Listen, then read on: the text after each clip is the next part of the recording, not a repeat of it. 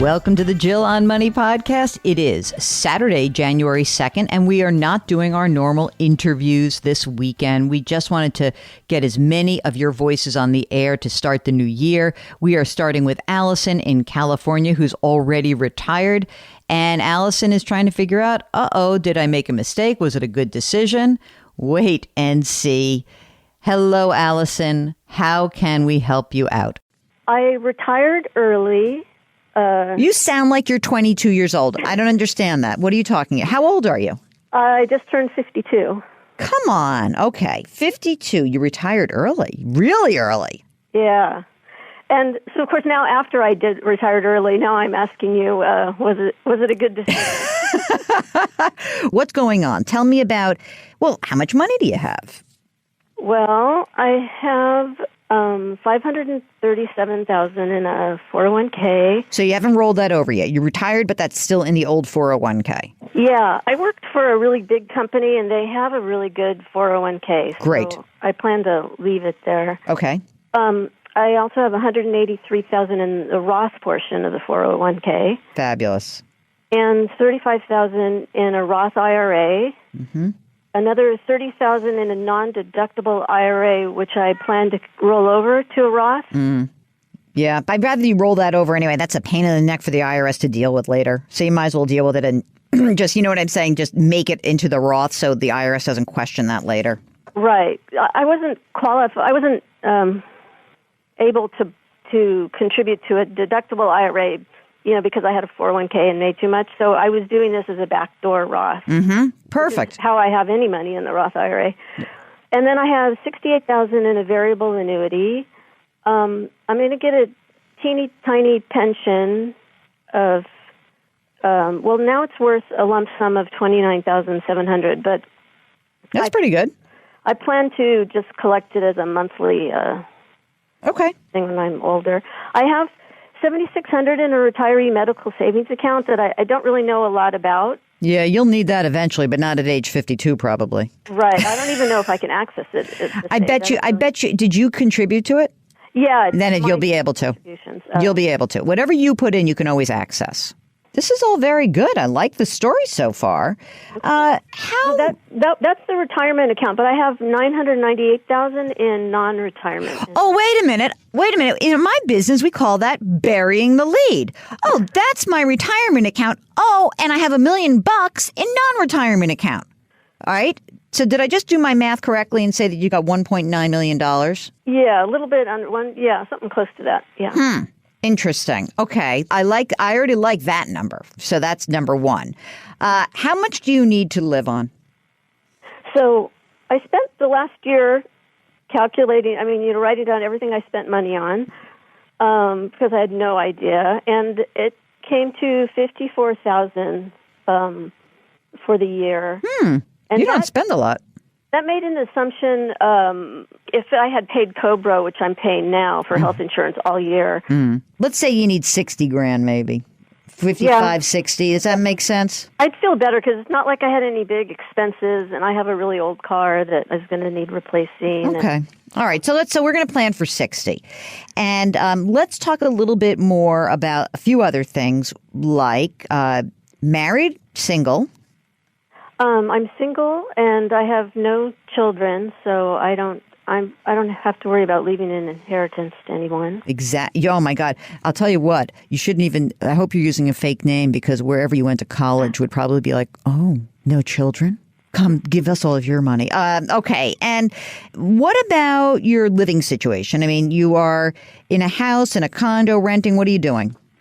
Yeah, so I own a townhouse, and I have a mortgage on it. It's my only debt. I just refinanced just before I left work to, improve my cash flow. So I'm not scheduled to pay off the mortgage until I'm 81.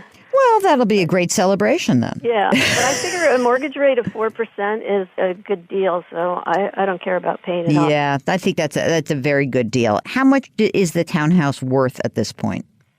After I sold it and paid all the the realtors and stuff, I think I could very conservatively clear $600,000, and I owe about $187,000 on it right now. That's great. So whatever, $400,000 in equity and and then some.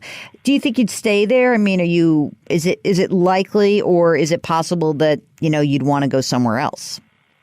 I think there's a chance, like, once my friends hit retirement age, that I might move out of the area. With, friends that move out of it, because I just think it might get too crowded here for my taste. All right, but we're going to assume that whatever. I'm not going to assume you have cash out of this house and go anywhere else, and you're not going someplace super cheap when you've got extra money.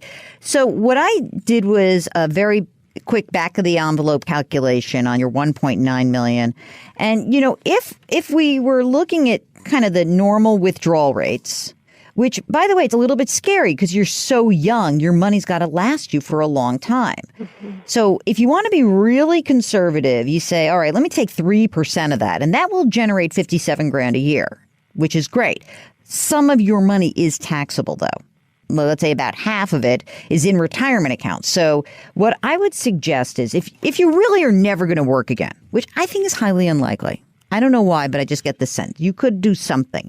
What you would probably do is look at your non-retirement assets, draw on those first for the next, 10, 15 years. And then when you are ready to claim Social Security at your full retirement age, or, maybe at age 70, frankly, because you don't need it, then that would probably click in. And it seems to me that you can do this. So in terms of looking back and feeling like, oh my God, did I make a mistake? I don't think you made a mistake. But that said, it's not such a slam dunk that I wouldn't suggest to you that potentially it might be great if you could maybe pick up a little work here and there. Not a ton, but 10, 15 grand a year wouldn't kill you. Is that a possibility in your life? Or are you just super done and you're going to give your life to charity right now? Yeah, it's a possibility. Like right now, I'm filling my time with volunteer work, but I've thought about it. I mean, one of my motivations to work part-time would be I could fund a Roth IRA that way because I'd have some. You're such a saver. It cracks me up. And here's the thing, and I don't even think you need to. You don't have to fund anything with it. Really, what you would be doing is you'd be earning some money that you just would say, it's money I don't have to take from my non-retirement accounts. It's just some amount of money, okay? And it doesn't have to be big money. Just before we go, just give me a breakdown. Are you a balanced investor? Are you a growth investor? What's the tilt for you? It's much more conservative than I was investing in before I retired. You can be a little bit more aggressive in your retirement vehicles. So in other words, you could implement a portfolio that's 70-30 in your retirement vehicles, if you'd like. And you could then say, for my non-retirement, I'm going to be closer to 50-50. And the reason why I say that is that you've got to draw on these non-retirement assets. If you were going to take risk anywhere, you would take more risk in your Roth IRAs. Your Roth assets are the last assets you touch. You first tap your non-retirement investments. You then pull money out of your tax-deferred retirement accounts when you have to. The last money that you touch is your Roth. If you have a financial question, maybe you want to try to achieve a financial resolution, just send us an email. Ask Jill at JillOnMoney.com. Ask Jill at JillOnMoney.com. We are here for you. And if you wouldn't mind, maybe you could go to the website, JillOnMoney.com. You can bookmark it, and there you can sign up for our free weekly newsletter. Okay, we will see you tomorrow. Thanks for listening. Wash your hands, wear your masks, maintain your physical distancing, and please do something for someone else today. It'll make you feel good. See you tomorrow.